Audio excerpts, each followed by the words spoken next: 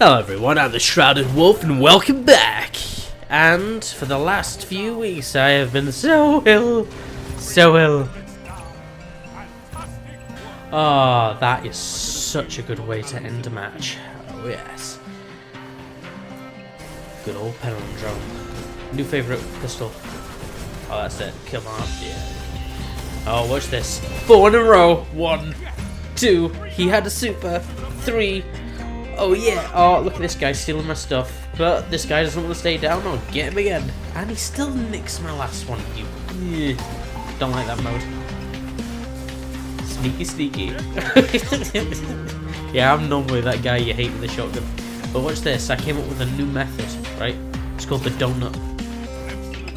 Do the donut again. Oh yeah. Donut's lethal, by the way. You should use that maneuver all the time. It confuses the hell out of them. Oh, I love shooting pretty things in the air. Oh, pretty. Oh, pretty.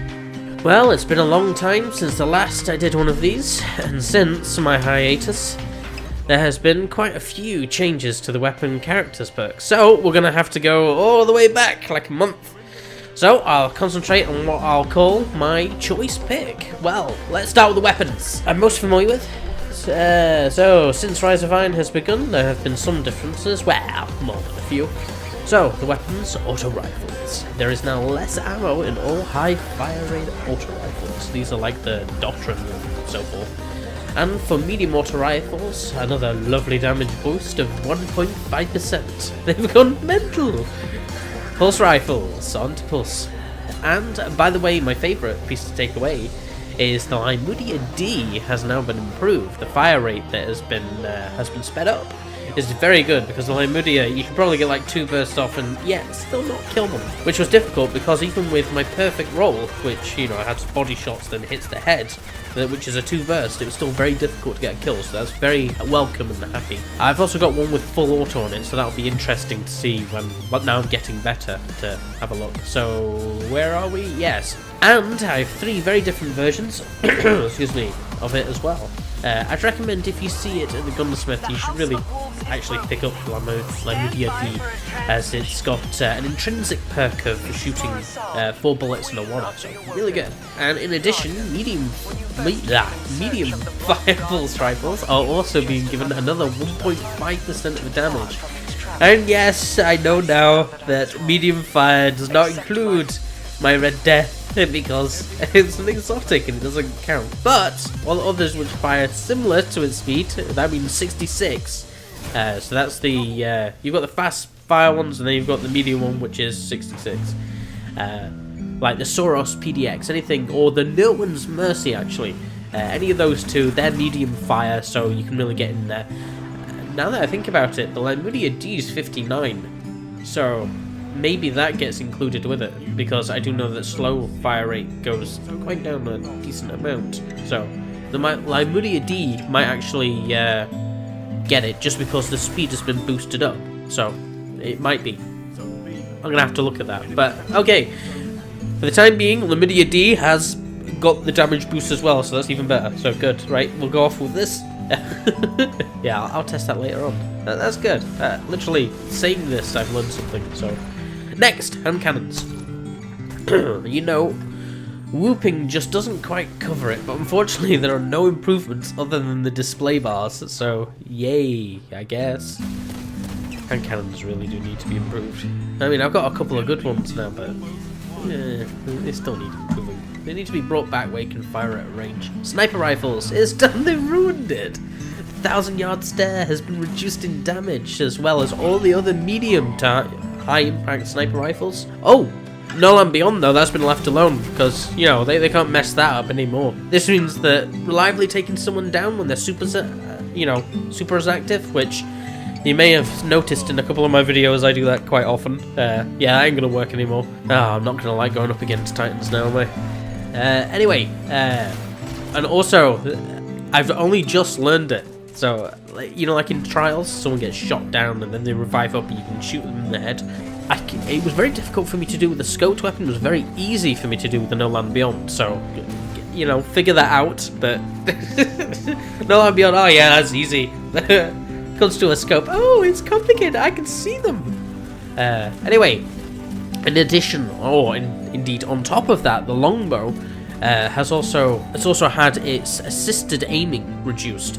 But from what I can see, the 1,000-yard stare hasn't, which is good. But even if it did, I don't think it would be that much of a thing, because I've got hidden hand on all of mine. So, you know, even if they did reduce it, it was still doing more. So, if you don't have that on it, I'd actually like to know how bad that is, the reduction. Machine guns, yes. Well, on the highest fire rate machine guns, they've been given a 4% boost to their damage, which is quite good, but still, yeah, everybody's going to be sticking with the Quilliam's Terminus, aren't they? I tried using a different one, like last evening, didn't work, so useless. Exotics, I trust everyone has heard, and it's returned. The Thorn's back, and as soon as it drops, before I even get it, and before I even get a chance to use it, they reduce the range by 25%. The very thing which I say hand cannons need is a boost to range, and they reduce it. Damn, I mean, how powerful has it got to be that they've got to reduce it before it comes out? Because you know full well, if I had that by the time Iron Banner came out, no one would be alive. Oh. Although, here's some really good, interesting news. The Boolean Gemini has now got the intrinsic perk. Remember, intrinsic perk is just like the Lymudia-D, you know, 4 burst, that's the intrinsic, it's a free perk.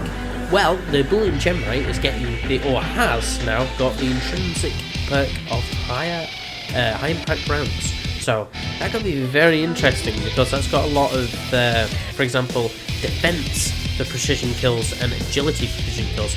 I would actually be very interested to see how good that'll work in Trials and Iron Banner. That's going to be interesting. There was something else. What was it? Yeah, that was it. Legendary engrams. Engrams won't be given in Crucible anymore. So if anyone hasn't been reading the patches and all that sort of stuff, going, oh, how come any of them haven't dropped? Well, the reason is they got rid of them. But you, instead of the times when a legendary engram would drop, now you're actually just getting the stuff out of it. This is actually better than you think, because in a legendary engram, there's, I believe there's 50-50 chance either you'll get the stuff which is your level, or something which is just a touch over your level, so it's like 50-50 whether or not you get it. Of course, with Bungie's RNG, that means like 1 in 9 will probably give you something which is more than what they say. But as far as I've been able to observe at the end of a Crucible match, I'm getting stuff which is considerably more, like by 2 or 3 light level, than I should be getting, so let's hope they don't fix that. So I'm happy about that if no one actually gets that. 2 weapon recommendations are hand cannons. So number 1 is random. You can get it from Lord Shax when you upgrade the Lore Hide Fixer.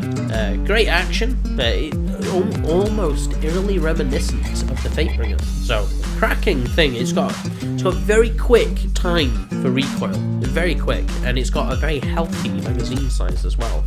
And I don't know, I kind of like the reload of the revolvers over the little pea shooters you get.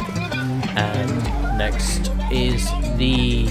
Oh yeah, I told you, mine particularly anyway, has ridiculous stability.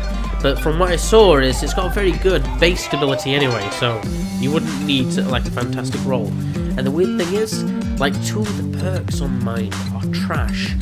I can't remember offhand. I will be doing another video, so you don't have to just tell me.